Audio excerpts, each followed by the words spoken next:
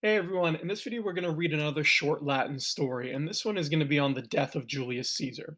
Now, this series that I'm making videos on, it comes from H.J. Hardy's Latin Reader for the lower forms in schools. I've said this before, it's a book from the late 1800s. These are basically what Hardy had thought would be more kind of beginner level stories. I think they're probably more suited to a more intermediate Latin classroom. I can say for me, I use them in my Latin twos and threes, if that kind of gives you any sort of guidepost or reference if you're a teacher or a student. I would say that there's certain things you need to know. This passive voice, subjunctive, things like that. I'm not entirely sure you'd get that in sort of a Latin 1 classroom, at least I don't.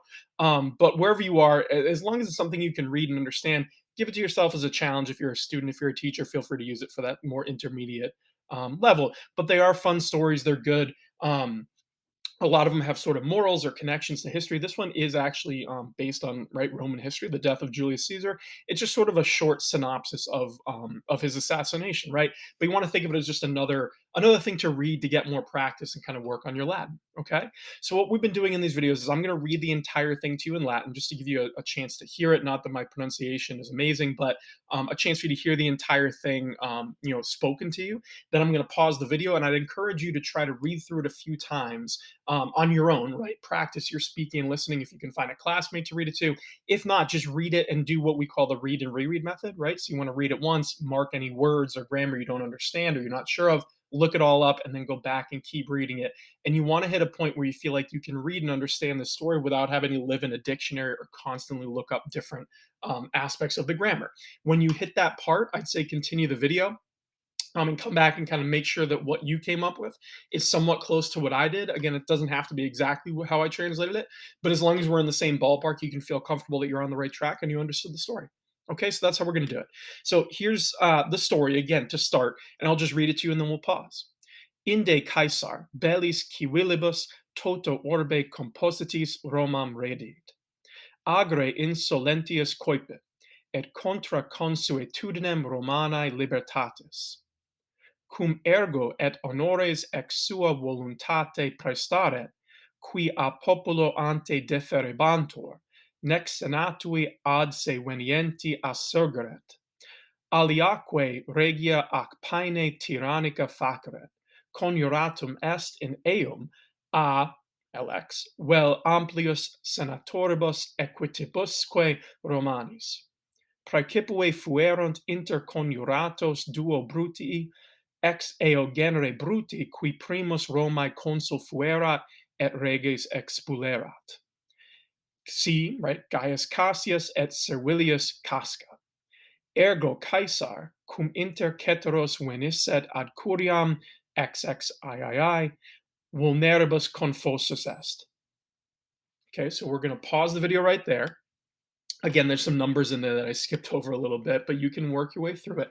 Pause it there and go back. And if you need to read it and do the read and reread, this would be a chance to kind of pause, come back when you've read it, and now we'll go through it individually. And hopefully, like I said, your translation is pretty close to mine. Doesn't have to be perfect, but if you're on the right track, you can feel like you're understanding it. Okay, so the story starts with this. You have Inde Caesar, right? So this is saying then Caesar, with the civil wars, the bellis civilibus, right, having been settled, composites, right? And it's the civil wars in all the world. And again, it's talking about the Roman world here, right? And this is referencing, Caesar crossing the Rubicon, the civil war against Pompey, all these things. So when all that had been settled, right, you have an ablative absolute there. He returned to Rome, right? Romam redit. He began to act. So agere here, you can translate as act. Sometimes it means lead, things like that. In this context, it probably is best as act. So it's just a complementary infinitive. He began to act more arrogantly. So insolentius is the comparative, right? So more insolently, you might say. I think arrogantly kind of works best here, given the context.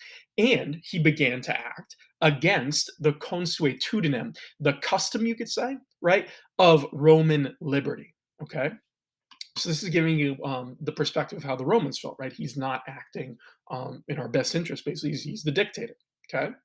Then it continues, and you have cum ergo, right? So it's saying since, therefore, and you have the subjunctive happening in the imperfect subjunctive. So it's saying since, therefore, he granted. So one of the ways you can translate praestaret is to say he granted, right? Which I think probably works best here. Since, therefore, he granted honors from or according to his own will, his own volition, sua voluntate, right? He's just giving honors to people.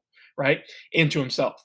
And their honors, which qui deferebantur, which were bestowed, is one way to kind of translate deferebantur here, which were bestowed previously or before ante by the people. So it's saying he decided to grant honors according to his own will and not the people, even though these had been granted previously by the people, right? Nor did he rise asurgret, did he get up, um, with the Senate coming, right? So when he entered, here's the present participle. So with the Senate coming to him, he didn't get up. Okay, this is referring to him sitting in the chair and not rising, which was the custom, right? So everything it's describing here is Caesar not acting according to custom. So because of all this, and right, he fakeret, he did other things. So alia here is really the substantive, so you can translate as other things, and it's alia regia, so almost like other kingly things, and paine tyrannica, and almost tyrannical things. So again, that phrase you can translate as and he did, right, um kingly, other kingly and almost tyrannical things is how you translate that line. Okay, so it was conspired right against him in Eam, right? Conjuratum est. So he was conspired against basically by you have the ablative here telling you who did it. By more than, so amplius, so more than 60. The LX there is 60, so L is 50. When you're if you're not sure Roman numerals, when you're putting the numeral to the right, you're adding. So LX means 50 plus 10, so 60.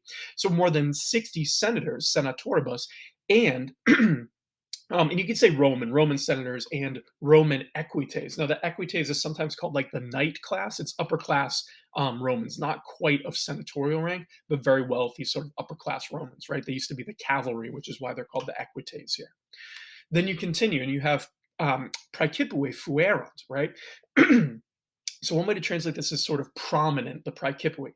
So prominent among the conspirators, interconjuratos, right? Among the conspirators was or were the duo bruti, right? The two Brutuses. From that family, right? Eo genereve, right? From that Brutii family, you could say, right? So again, Brutus is not their first name; it's their family name. So they're from that family, which previously or first, right? Primus, which I guess you probably translate this. You're saying which had first sort of been fuerat, the consul of Rome. This is referencing the very first Lucius Junius Brutus, the first consul of Rome, after you have the Etruscan kings kicked out.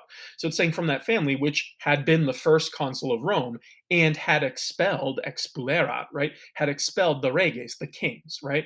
So the Brutuses in this story, they have this lineage and this family history of getting rid of kings, which kind of plays into the whole assassination of Caesar. So you're saying the two Brutuses, which had come from that family, who had first been the first consul of Rome and had kicked out the kings, and you have Caius Cassius and Servilius Casca, right, which are famous assassins of Julius Caesar. So it's naming some of the more prominent, the Praecipui of some of the more prominent conspirators and assassins of Julius Caesar.